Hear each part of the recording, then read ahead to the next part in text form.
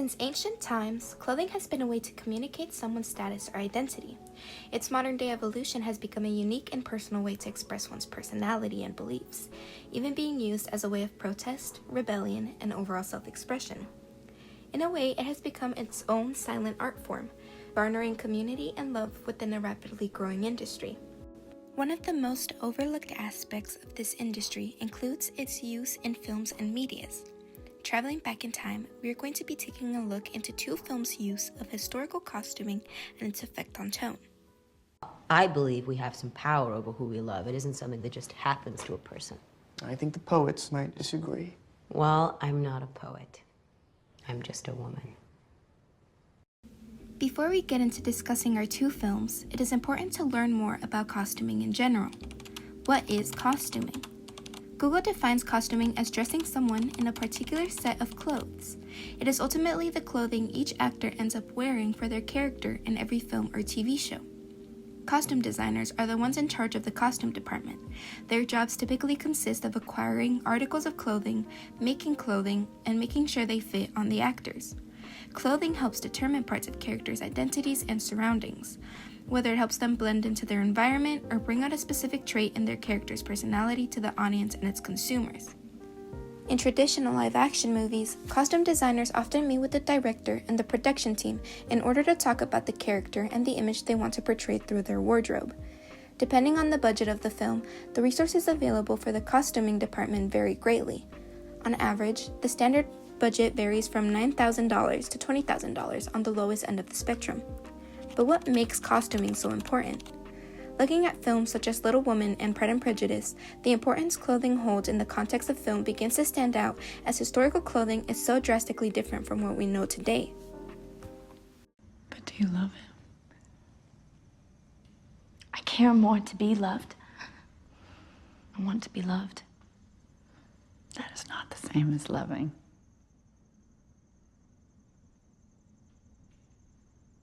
I know.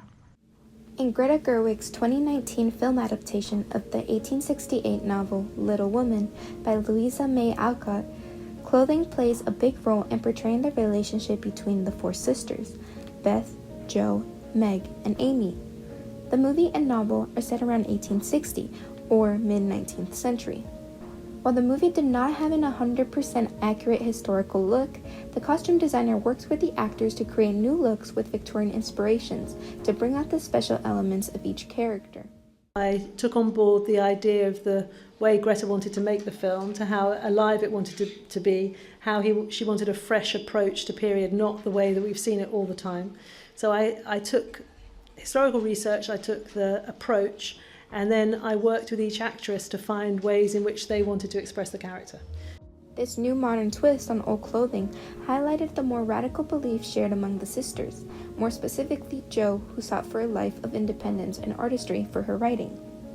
In contrast, her sister Meg, who held aspirations in motherhood and a traditional role for her future, held a more feminine and romantic visual behind all her clothing. Meg, I would say, of the four sisters, is the more traditionally feminine.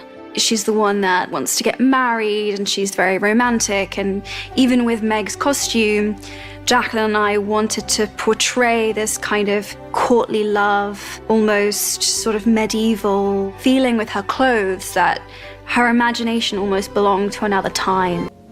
Despite their differences in not just mannerisms, but physical and outward appearance, the movie's tone based on affection always remained, if not was strengthened by their differences. Pieces of clothes were oftentimes shared between characters to emphasize and highlight this specific relationship. They talked immediately about how to express the closeness between Jo and Laurie and how to make that kind of a living thing. Similarly, Joe Wright's 2005 adaptation of Jane Austen's novel Pride and Prejudice carries a similar tone. It is set in 19th century England as we follow Elizabeth Bennet's navigating a tense romantic relationship with Mr. Darcy and its effect on her relationship with her family, more specifically her four other sisters. While both homes have all women within the family, Jane Austen's was written in a more traditional way for the time period as opposed to the more raw nature of Greta's adaptation of Little Women. The costuming reflected this point, with the Pride and Prejudice clothing giving off a more romantic, elegant, and sensible look as compared to the more rugged and messy clothing of Little Women.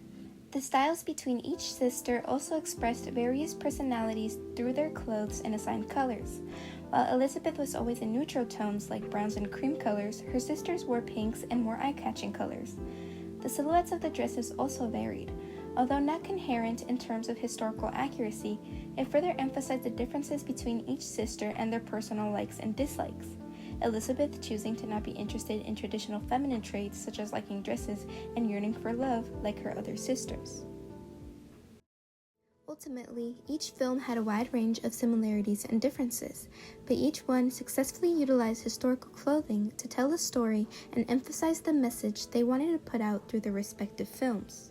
Through creative changes in the design and colors for the main characters and their outward presentation, each character not only seamlessly blended into the era they were acting in, but also fully fleshed out the character's personality through the clothing, effectively setting the tone for the whole film.